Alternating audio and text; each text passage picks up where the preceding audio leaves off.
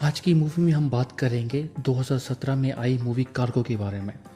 इसमें हम एक ऐसी दुनिया को देखते हैं जहां पूरी तरह से वायरस फैल चुका था जो इंसानों को 48 घंटे में ज़ोंबी बना देता था। इस बीमारी की वजह से इंसानों की बहुत बड़ी आबादी खत्म हो गई थी और जो लोग जिंदा बचे थे वो बड़ी मुश्किल से ज़ोंबी से बच रहे थे। कहानी की शुरुआत होती है ऑस्ट्रेलिया के गाँव से, जहाँ हम एक फैमिली को देखते हैं जिसमें है एंडी, के और उसकी बेटी रोजी। ये सब लोग एक कश्ती में एक दरिया के जरिए सफ़र कर रहे थे ताकि वो ज़ोंबी से बचे रहें। तभी एंडी को नदी के किनारे एक फैमिली दिखती है और जब एंडी उनकी तरफ हाथ हिलाता है तो वो आदमी एंडी को गन दिखाकर उसे दूर रहने का कहता है। कि एंडी से कहती है कि हमारे पास बहुत कम सप्लाईज बची हैं, हमें पास के टाउन में जाना चाहिए। एंडी कहता है कि हम किनारे पे पैर नहीं रख सकते। वो उसे यकीन दिलाता है कि सब कुछ ठीक हो जाएगा। तभी एंडी एक टूटी हुई बोट को देखता है। वो उस बोट पर जाता है और उसे वहाँ से काफ़ी सारा राशन मिलता है, साथ में एक वाइन की बोतल भी मिलती है। तभी उसे बोट के नीचे से कुछ आवाज़ें सुनाई देती हैं, इसलिए वो यहाँ से राशन लेकर निकल जाता है। वो के को बताता है कि उस टूटी हुई बोट पर गया था जहाँ मुझे काफ़ी सारा राशन मिला है। वो उसे बताता है कि अब हमारे पास 3 महीनों का राशन है। ये सुनकर के बहुत ज़्यादा खुश होती है। जब ये सामान को देख रही होती है तभी उसे एक वाइन की बोतल मिलती है। वहीं एक पेपर पर लिखा होता है हैप्पी एनिवर्सरी। ये देखकर के को थोड़ा बुरा फील होता है क्योंकि उसके पास ऐसी कोई भी चीज़ नहीं थी जो वो एंडी को गिफ्ट कर सके। तब वो उस टूटी हुई बोट पर जाती है जहाँ उसे एक रेजर मिलता है और यही वो एंडी को गिफ्ट करना चाहती थी क्योंकि एंडी की दाढ़ी बहुत बढ़ गई थी और उसके पास रेजर नहीं था। तभी उसे कैबिन में से कुछ आवाज़ें सुनाई देती हैं, लेकिन इससे पहले कि वो बाहर निकलती वो ज़ोंबी उस पर अटैक कर देता है। यहाँ एंडी को अपनी बोट पर खून दिखाई देता है और जब वो अपनी वाइफ के पास जाता है तब वो खून से लथपथ थी। जब वो कै के हाथ को टेकता है तो वो बहुत ज़्यादा परेशान हो जाता है क्योंकि अब उसके पास सिर्फ 48 घंटे का टाइम था। इसके बाद के ज़ोंबी बन जाएगी, लेकिन फिर भी वो उसे हॉस्पिटल लेकर जाना चाहता था क्योंकि ज़ख्म बहुत गहरा था और वो ज़ोंबी बनने से पहले ब्लड लॉस्ट की वजह से मारी जाएगी। हालांकि के चाहती थी कि वो उस बोट से चली जाए क्योंकि उनके साथ एक छोटी बच्ची भी थी। वो उसे खतरे में नहीं डालना चाहती थी, लेकिन एंडी अपनी जिद पर अड़ा रहा। अब वो उसे हॉस्पिटल लेके जा रहा था। वो अपनी बोट को छोड़कर ज़मीन पर आ जाते हैं जहां उन्हें एक गाड़ी दिखाई देती है जिसे लेकर वो यहाँ से निकल जाते हैं। लेकिन बीच रास्ते में ही के की हालत ज़्यादा बिगड़ने लगती है। वो धीरे धीरे अब ज़ोंबी बन रही थी, इसलिए वो एंडी से कहती है कि तुम मुझे अकेला छोड़कर चले जाओ और तुम रोजी का ख्याल रखना। दरअसल अब वो हॉस्पिटल नहीं जाना चाहती थी क्योंकि वो जानती थी कि अब हॉस्पिटल जाने का कोई फ़ायदा नहीं, वो जल्द ही ज़ोंबी बन जाएगी, इसलिए वो उनसे दूर रहना चाहती थी। लेकिन एंडी उसे समझाकर वापस कार में बैठा देता है क्योंकि वो इतनी आसानी से हार मानने वाला नहीं था। तभी उनके रास्ते में एक ज़ोंबी आ जाता है जिससे गाड़ी का बैलेंस बिगड़ जाता है और वो एक पेड़ से टकरा जाती है। इस हादसे में एक लकड़ी कै के आर पार हो जाती है, लेकिन वो अभी भी जिंदा थी। एंडी को भी काफ़ी चोटें आती थीं, इसलिए वो बेहोश हो जाता है, लेकिन रोजी बिल्कुल ठीक थी। जब एंडी को होश आता है तब उसकी वाइफ पूरी तरह से ज़ोंबी बन गई थी, लेकिन उससे पहले उसने खून से लिख दिया था सेव हर। यहाँ उसने एंडी के लिए एक मैसेज छोड़ा था कि रोजी को बचाओ। जब एंडी रोजी को उठाने के लिए अपना हाथ आगे बढ़ाता है तभी कै उसके हाथ पर काट लेती है, लेकिन फिर भी वो रोजी को लेकर कार से बाहर आ जाता है। इस हादसे से वो पूरी तरह टूट जाता है। सब कुछ इतना जल्दी हुआ कि वो समझ ही नहीं पाया। उसने अपनी वाइफ को खो दिया। अब वो खुद भी इन्फेक्टेड है। वो जानता है कि वो जल्द ही ज़ोंबी बन जाएगा और यहाँ उसे टेंशन हो रही थी रोजी की। वो उसे किसी भी कीमत पर बचाना चाहता था। वो रोजी को लेकर यहाँ से जाने लगता है। अब रोजी भी बहुत रो रही थी। तब वो हवा में एक परफ्यूम का स्प्रे करता है क्योंकि यही परफ्यूम उसकी वाइफ लगाया करती थी। इस परफ्यूम की खुशबू से रोजी चुप हो जाया करती थी क्योंकि उसे एहसास होता था कि उसकी मॉम उसके साथ है। तभी उसे एक ज़ोंबी दिखाई देता है जिसे देखकर वो एक लकड़ी उठा लेता है, लेकिन तभी वहाँ पर एक लड़की आती है जो एंडी से कहती है कि मेरे डैड को अकेला छोड़ दो। इस लड़की का नाम थोमी था। उसने अपने डैड के मुंह को बांध दिया था ताकि वो किसी को नुकसान ना पहुंचा सके और अपने हाथ पर एक कट लगाती है और एक पेड़ पर अपना खून लगाती है।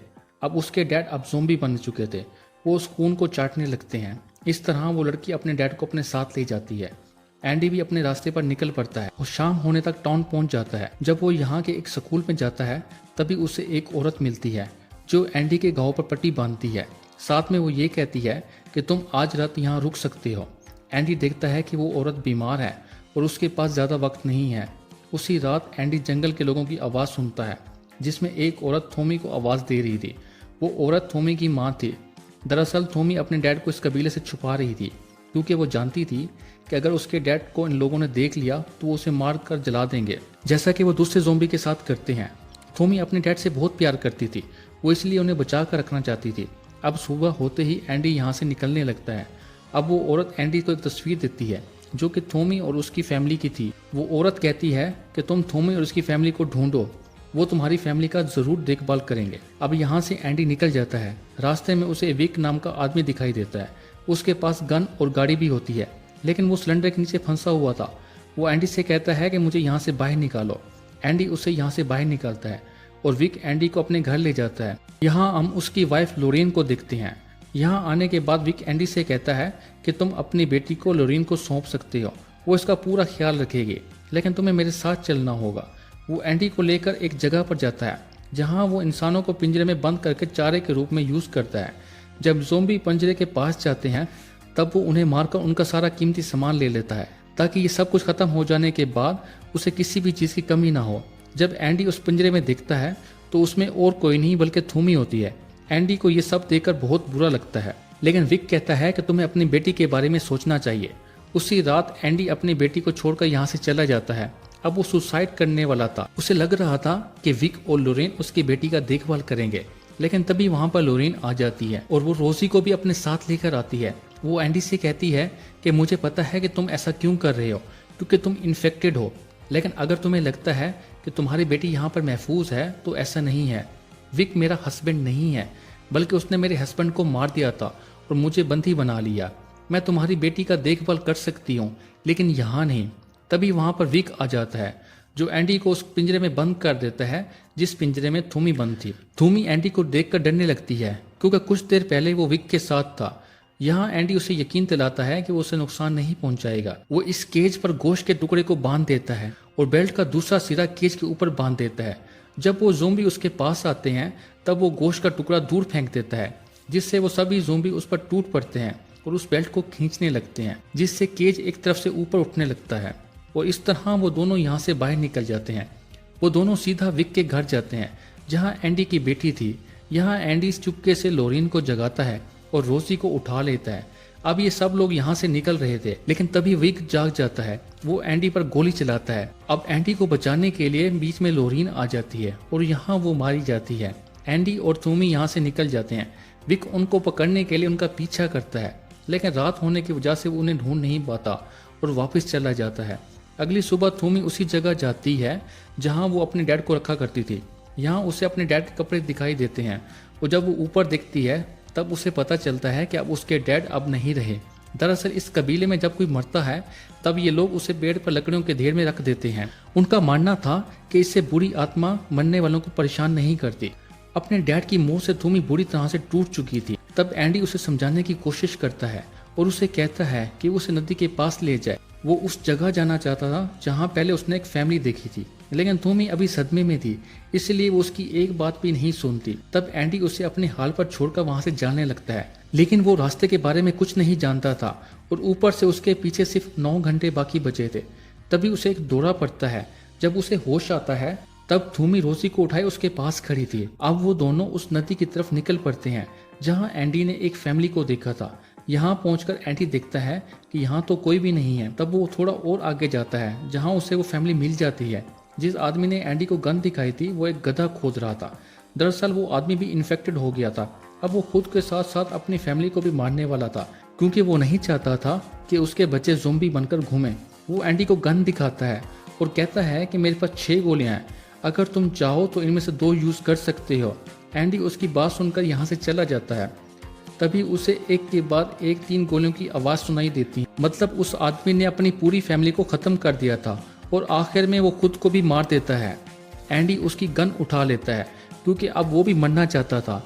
यहाँ हम थोमी को देखते हैं जिसे एंडी के बैग से एक तस्वीर मिलती है जो उसकी फैमिली की थी, जो एंडी को उस औरत ने दी थी। इसलिए अब थोमी को एंडी और रोजी का ख्याल आता है, क्योंकि वो जानती थी कि कुछ घंटों बाद एंडी एक ज़ोंबी बन जाएगा और रोजी को परवरिश की ज़रूरत है। इसलिए वो एंडी के पास जाती है और उसे बताती है कि मैं घर जा रही हूँ, मैं अब फैमिली से मिलना चाहती हूँ, क्या तुम हमारे लोगों से मिलना चाहोगे? एंडी कहता है कि हाँ। अब ये दोनों थोमी के कबीले की तरफ जाने लगते हैं। जब ये दोनों एक टनल से गुजर रहे थे तभी उन्हें वहाँ काफ़ी सारे ज़ोंबीज मिलते हैं जिनसे बचते हुए वो आगे बढ़ रहे थे। तभी वो विक को देखते हैं जो टनल के दूसरी तरफ आग जलाकर खड़ा हुआ था। एंडी, टॉमी और रोजी को एक ट्रक में बिठा दिया और खुद उन ज़ोंबीज के बीच में छुप गया। जब विक उनके पास आता है तब वो उसे गन से मारने की कोशिश करता है, लेकिन विक एंडी की गन छीन लेता है और उसे गोली मार देता है। इसके बाद वो टॉमी के पास जाता है और उसे भी घायल कर देता है और रोजी को उठाकर टनल से बाहर आ जाता है। तभी उसके पीछे एंडी आ जाता है और वो विक से अपनी बेटी मांगता है। विक कहता है कि तुमने मुझसे मेरी बीवी छीन ली, अब मैं तुमसे तुम्हारी बेटी छीन लूंगा। एंडी कहता है कि लोरीन तो तुम्हारी बीवी थी ही नहीं। तभी उसे अपनी गलती का एहसास होता है और वो एंडी को उसकी बेटी लौटा देता है। अब एंडी रोजी और थॉमी को लेकर यहाँ से निकल जाता है, लेकिन थॉमी घायल हो गई थी इसलिए उसे चला नहीं जा रहा था। एंडी थॉमी से कहता है कि वो तुम्हारी मदद के बगैर तुम्हारे कबीले तक नहीं पहुँच सकता, मुझे आगे बढ़ने के लिए तुम्हारी मदद चाहिए। ये सुनकर थॉमी हिम्मत करके आगे बढ़ने लगती है, लेकिन अब एंडी की हालत बिगड़ने लगती है और उसे दौरे पड़ने लगते हैं। वो पास में पड़े गोश्त के टुकड़े को उठा लेता है और यहाँ से आगे बढ़ने लगता है। उसके पास 48 घंटे का जो टाइम था वो अब पूरा हो गया था। अब वो किसी भी टाइम ज़ोंबी बन सकता है, इसलिए वो थॉमी से कहता है कि मुझसे वादा करो, मेरे जाने के बाद रोजी का पूरा ख्याल रखोगे। एंडी अब अपनी बेटी को आखिरी बार चूम लेता है और उसे अलविदा कहता है। अब वो ज़ोंबी बन रहा था, वो अपने हाथ बांध लेता है और साथ में अपने मुंह में एक डिवाइस रख लेता है ताकि वो किसी को नुकसान ना पहुंचा सके। वो रोजी और टॉमी को कंधे पर बैठा लेता है और आगे बढ़ने लगता है और आखिरकार टॉमी की माँ तक पहुंच जाते हैं। जो गोश्त का टुकड़ा एंडी ने उठाया था उसे उसने एक लकड़ी पर बांध लिया था और उसी गोश्त की सिमत से वो यहाँ तक पहुंचा था। टॉमी की माँ टॉमी को देखकर बहुत ज़्यादा खुश होती है और साथ में रोजी को भी अपनी गोद में उठा लेती है। एंडी को अब कबीले के लोग मारने वाले थे, लेकिन इससे पहले टॉमी एंडी पर परफ्यूम स्प्रे करती है जो इसकी वाइफ लगाया करती थी। उस परफ्यूम की खुशबू एंडी महसूस करता है। उसके बाद कबीले के लोग उसे मार देते हैं। वो रोजी को अपने साथ ले जाते हैं जहां अब वो उसकी देखभाल करेंगे। साथ में वो एंडी की बॉडी के साथ भी वही कुछ करते हैं जैसे वो अपने कबीले के लोगों के मरने के बाद करते हैं।